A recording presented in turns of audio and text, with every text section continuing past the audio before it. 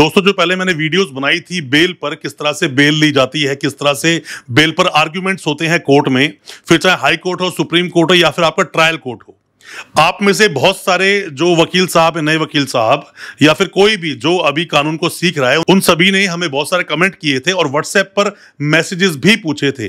उनका सवाल था कि सर जो चीटिंग के मामले होते हैं, चीटिंग भी दोस्तों बहुत तरह से हो सकती है। चीटिंग, नॉर्मल चीटिंग जो आप जानते हो वो भी होती है, किसी इंप्लॉय ने चीटिंग कर दी वो भी होती है, किसी बैंकर ने चीटिंग कर दी वो भी होती है, डॉक्यूमेंट में छेड़छाड़ कर दिया तो यहां पर पुराने सेक्शन का 467 और नए सेक्शन का 338 लग जाता है, जिसमें उम्र कैद तक का प्रावधान है।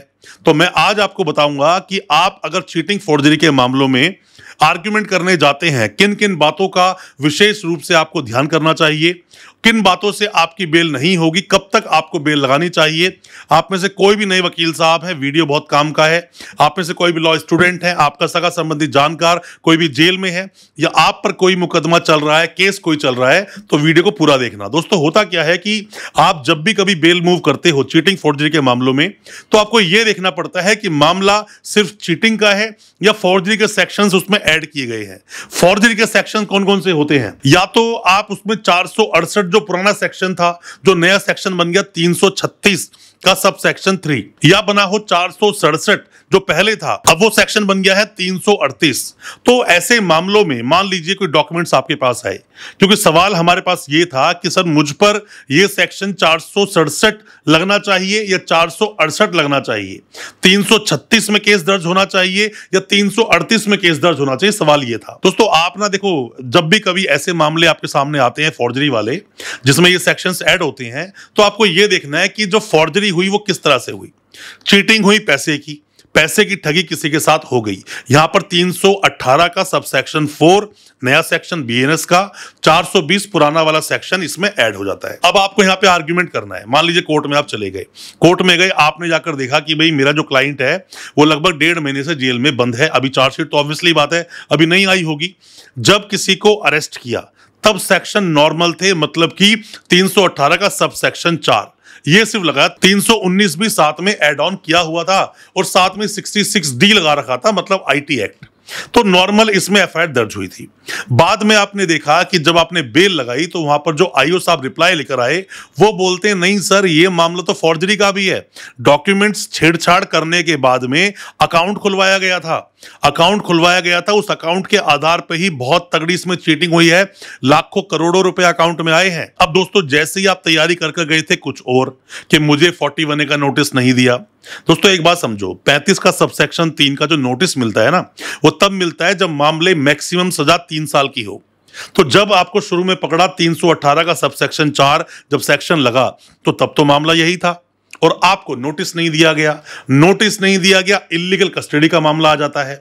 इल्लीगल कस्टडी का मामला आ गया, Vihan Kumar versus state of Haryana, मैंने आपको जजमेंट बताया भी था, ये लेटेस्ट जजमेंट आया था। नोटिस देना अनिवार्य है, Arnesh Kumar versus state of Bihar और सतेंद्र अंटिल का जजमेंट मैंने आपको बता रखा है, उन जजमेंट्स को देख लो। पुलिस ने आपको पकड़ा और पकड़ने के बाद में ज्यादती की, आपकी फैमिली को इन्फॉर्म नहीं किया, कोई ग्राउंड बताया नहीं अरेस्ट का, तो ऐसे में भी Vihan Kumar versus state of Haryana का जजमेंट आपके बहुत काम आएगा। तो आपको देखना पड़ता है और यह भी देखा जाता है कई बार कि जो आपके क्लाइंट होता है या जिस इंसान को पकड़ा है, क्योंकि इन केसों में चीटिंग और फॉर्जरी के मामलों में पैसा इन्वॉल्व होता है, ढंग से पुलिस रात को सुताई करती है। कई मामलों में देखा गया पुलिस मारती है, पीटती है और ऐसा होता भी है। आप करते रहते हो कि सर मैं आपको बता रहा हूं, सर मैंने आपको ये बताया, सर मैंने वो बताया। पुलिस वाला अपनी पावर का मिसयूज करता है। यहां पर गालिब का एक शेर भी दोस्तों मुझे याद आता है कि हर बात पर पूछते हो कि तू क्या है, हर बात पर आप पूछते हो कि तू क्या है, आप ही बताओ ये अंदाजे गुफ्तगू क्या है। और मैं इसलिए ये बात बोल रहा हूं कि वहां तो आप करते हो और वहां पर वो मारता पीटता है, तू करता है। हाँ भाई तेरा नाम बता, तेरा बाप क्या करता है, तू क्या काम करता है, तू कब से इस लाइन में है। तो ये बदतमीजी है जो बदतमीजी पुलिस वाले करते हैं, क्योंकि पैसा इसमें इन्वॉल्व होता है।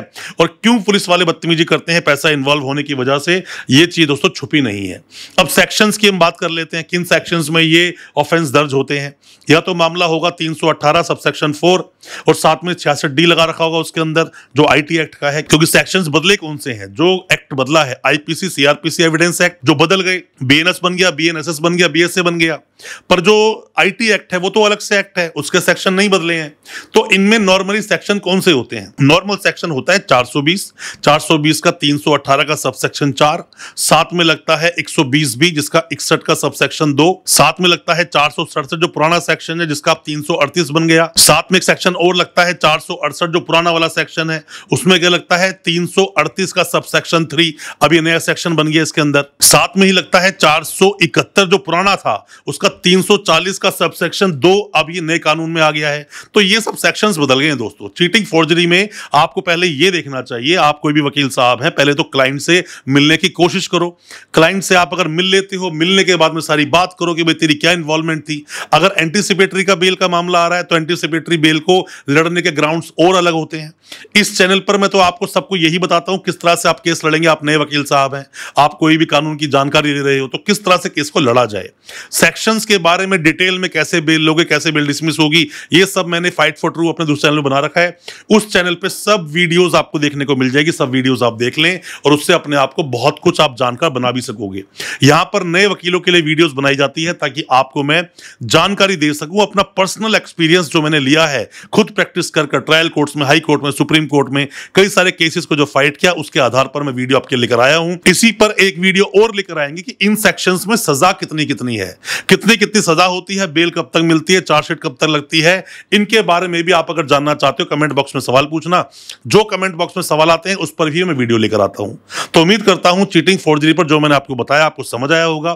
फिर भी कोई भी किसी तरह के डाउट से सवाल है कमेंट बॉक्स में सवाल पूछें और कुछ जानना चाहते हैं दिए गए नंबर पर व्हाट्सएप करें, आपको हम रिप्लाई जरूर करेंगे। उम्मीद करता हूं आज का हमारा वीडियो आपको अच्छा लगा होगा। अच्छा लगा हो आज का वीडियो, चैनल को सब्सक्राइब करना बिल्कुल ना भूलें, साथ में लगा बेल आइकन जरूर दबा दें ताकि इसी तरह की लीगल अवेयरनेस की वीडियोस आप तक पहुंच सके सबसे पहले।